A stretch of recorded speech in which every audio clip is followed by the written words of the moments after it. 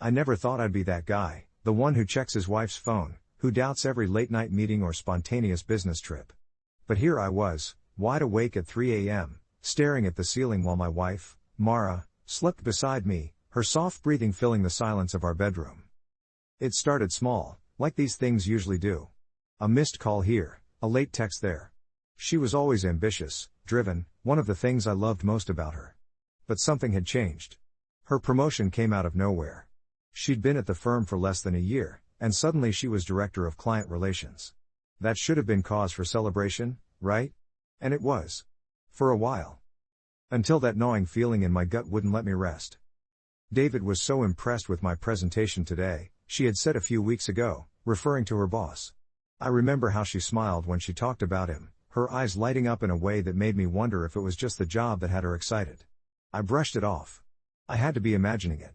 But then, there were those late-night texts. The ones she didn't even try to hide anymore. Just going over tomorrow's meeting details, she'd say casually, sipping her wine without even glancing at me.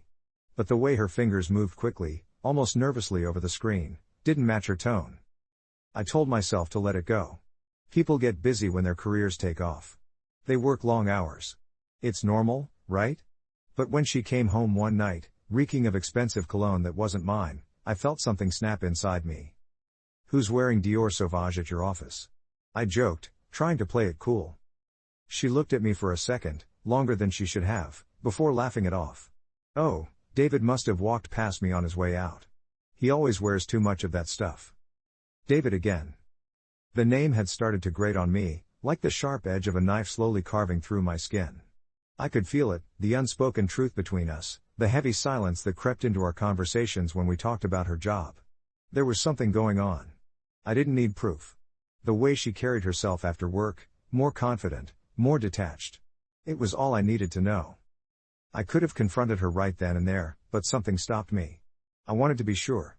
I wanted to know for certain before I blew up our marriage over a suspicion. So, I waited. And then, about a week later, I got my answer. She had left her phone on the kitchen counter while she was in the shower. I wasn't planning to look. I swear I wasn't. But when her screen lit up, and I saw David's name, I couldn't help it. The message was short but enough to confirm what I'd been dreading. "I can't wait to see you tonight. I booked the hotel. Same place." I felt sick. My hands were shaking, and my mind raced, but I couldn't let her know I had seen it.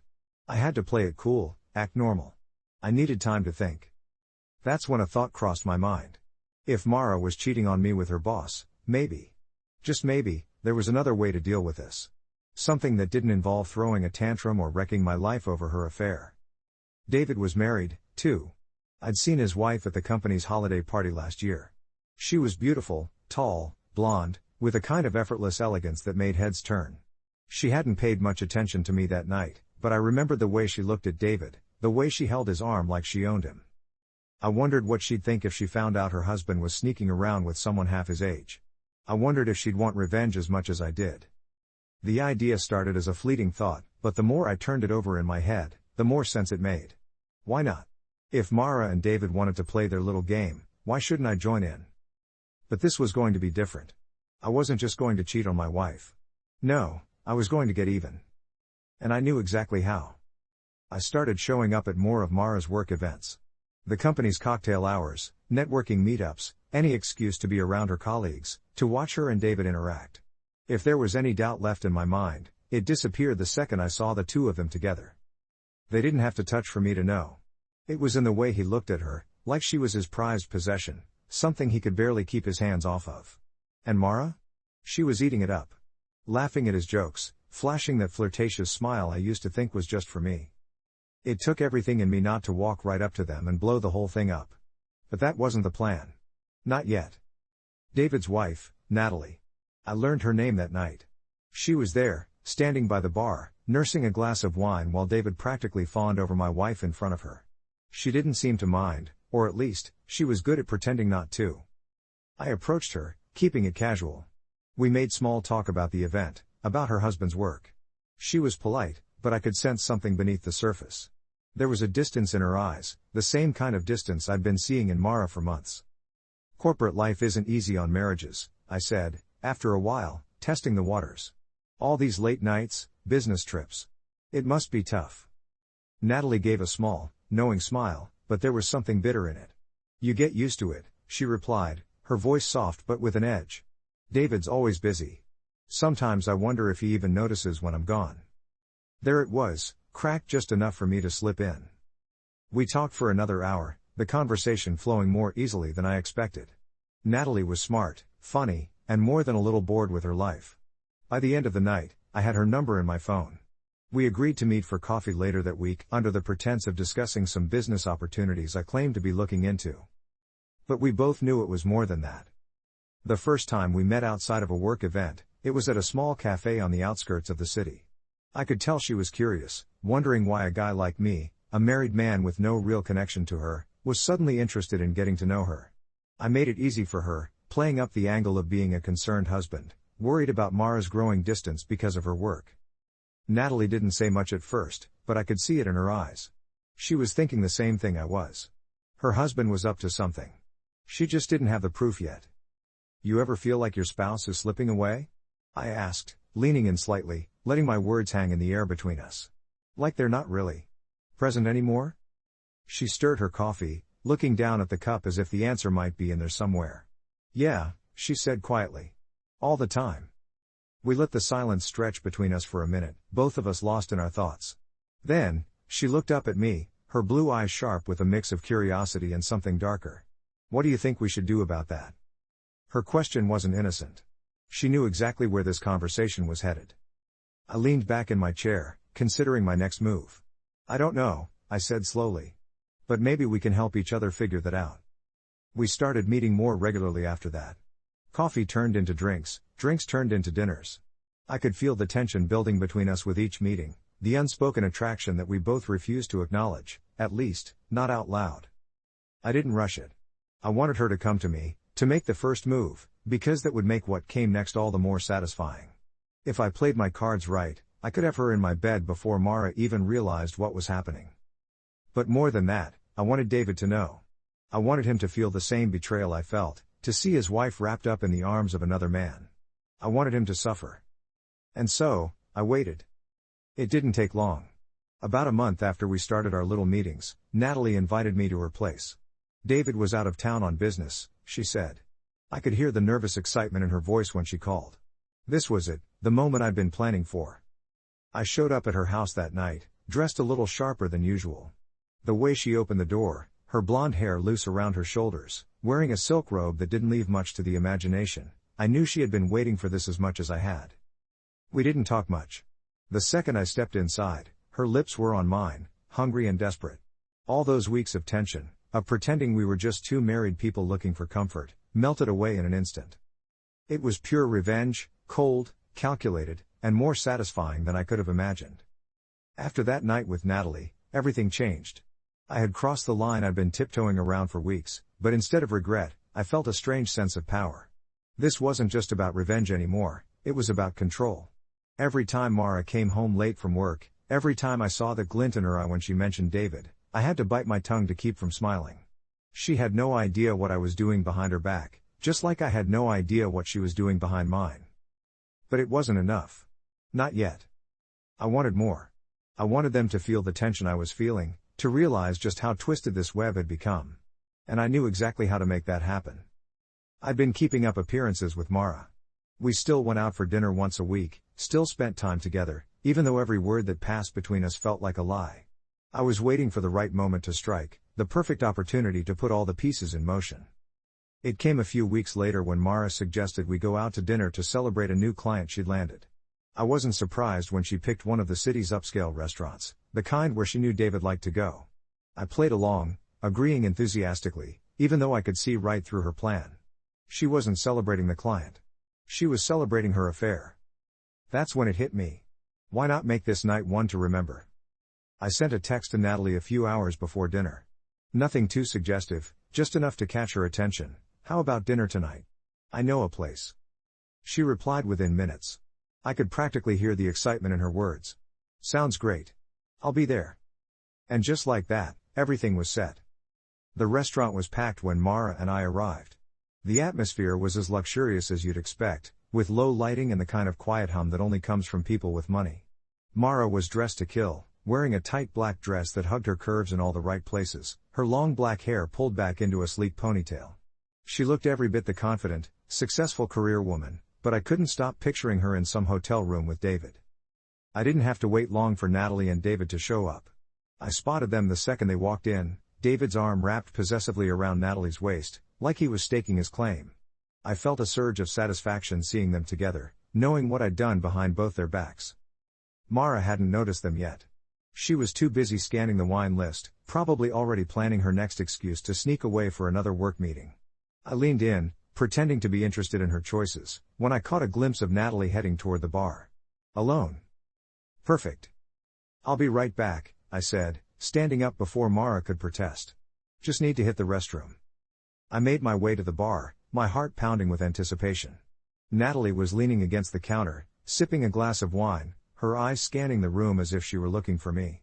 I slipped in beside her, letting my hand brush hers just enough to get her attention. Fancy meeting you here, I said with a grin. Her face lit up when she saw me. You didn't tell me you'd be here, she teased, her voice low and playful.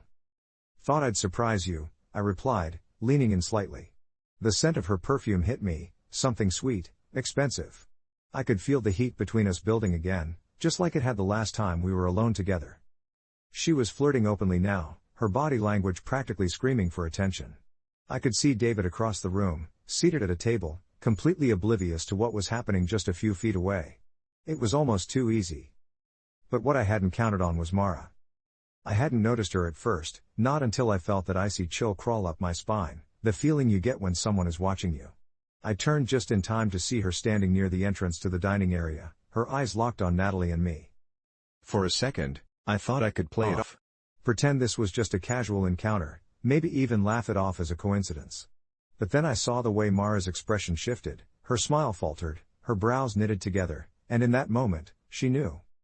She wasn't stupid. Mara had spent years climbing the corporate ladder, learning how to read people, how to spot weaknesses. She didn't have to ask what was going on.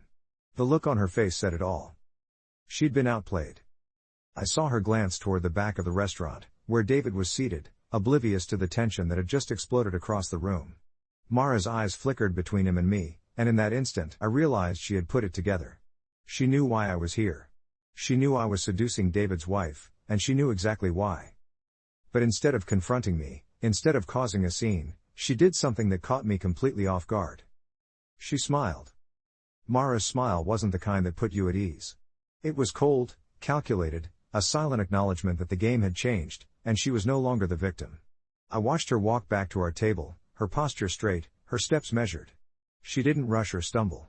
It was as if she had decided, in that brief moment of realization, to take control. I glanced back at Natalie, who was still oblivious to what had just happened. She leaned in, her fingers brushing my arm, her voice soft and teasing. You're going to have to explain why you're here with her, she said, her eyes flicking toward Mara.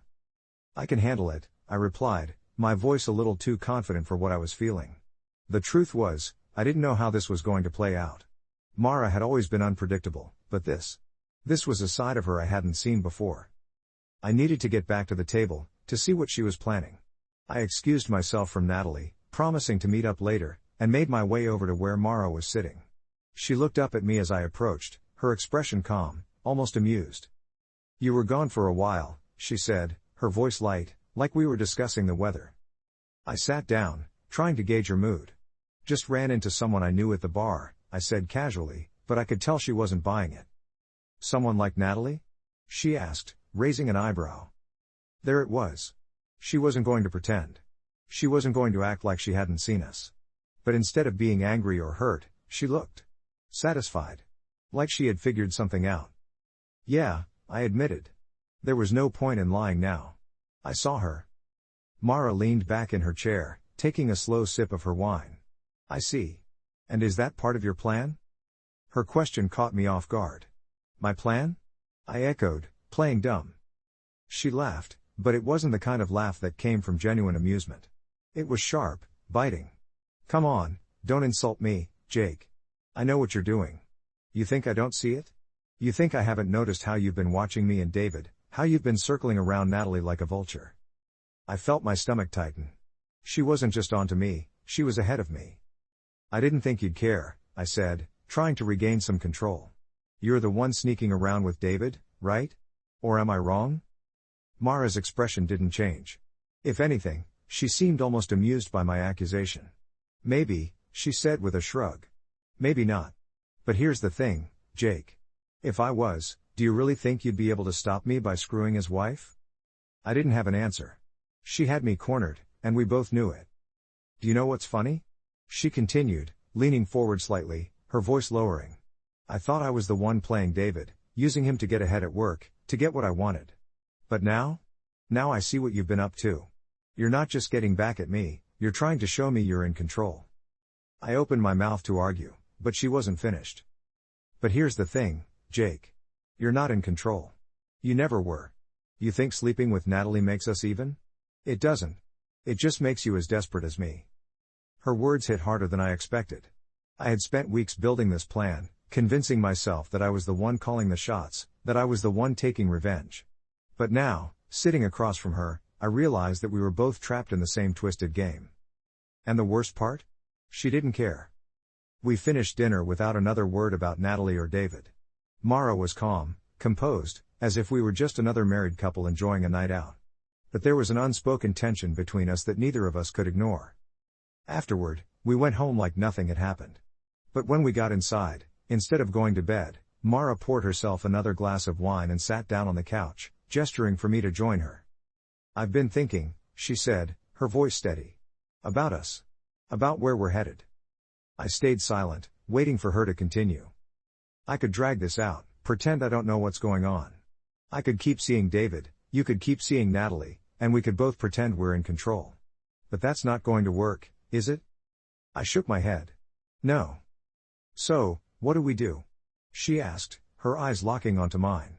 Do we blow it all up? Confront them? Or do we just walk away? The question hung in the air between us, heavy with implications.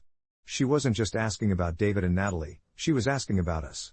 About whether we still had anything left to salvage. I didn't know how to answer. Part of me wanted to confront David, to drag everything into the light and make him suffer for what he'd done. But another part of me, maybe the smarter part, knew that wasn't the answer. This wasn't about him anymore. It wasn't even about Mara. It was about me. I don't know, I admitted, my voice barely above a whisper. I don't know what we do. Mara studied me for a long moment, then sighed.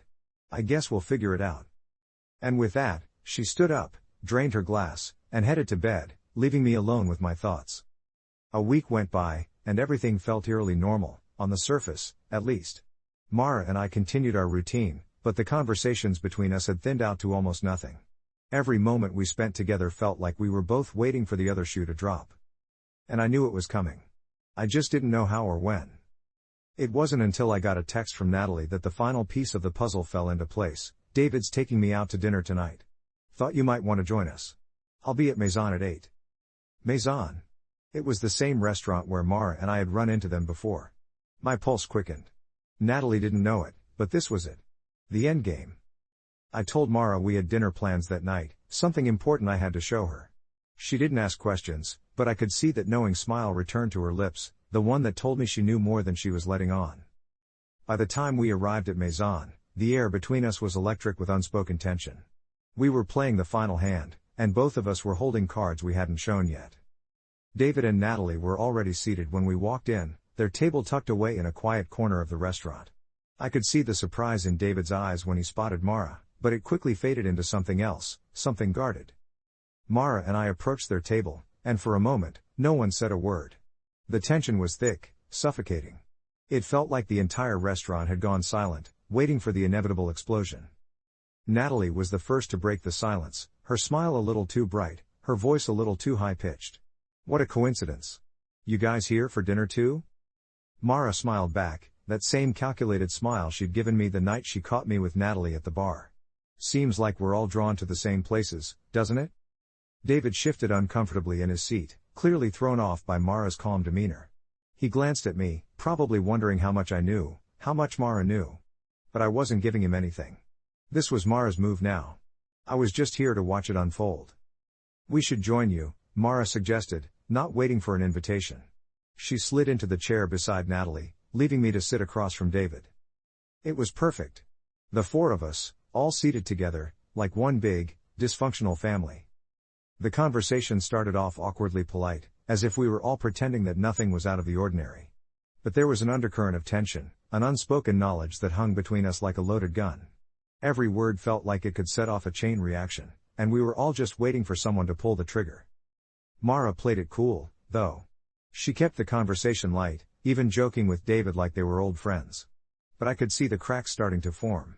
I could see the way David's eyes kept darting between her and me, like he was trying to piece together what was happening. Natalie, for her part, was oblivious. She kept flashing me subtle smiles, her foot brushing against mine under the table in a not-so-innocent gesture. It was almost pathetic how little she understood the gravity of the situation. And then Mara dropped the bomb. "So, David," she said casually, swirling the wine in her glass. "I've been meaning to ask. How's business going? You've been spending a lot of late nights at the office with Mara recently, haven't you?" The question hung in the air, sharp and dangerous. David froze, his face draining of color. For a second, no one moved. No one spoke. It was like time had stopped, and we were all waiting to see how he would respond. But Mara wasn't done. She leaned in slightly, her voice dropping to a near whisper. "I mean, all that hard work has to pay off eventually, right? Maybe that's how she got her promotion." David swallowed hard, his eyes flicking toward Natalie, who was now staring at him in confusion, her smile fading. She wasn't stupid. She could feel the shift in the room, even if she didn't fully understand it yet. I stayed silent, watching as David struggled to find the right words. He opened his mouth to say something, but Mara cut him off before he could even begin. "It's funny, really," she continued, her voice dripping with faux amusement.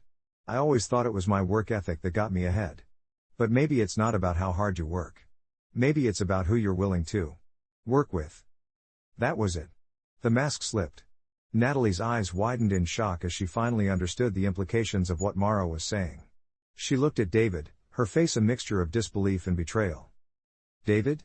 she whispered, her voice barely audible. "Is she? Are you?"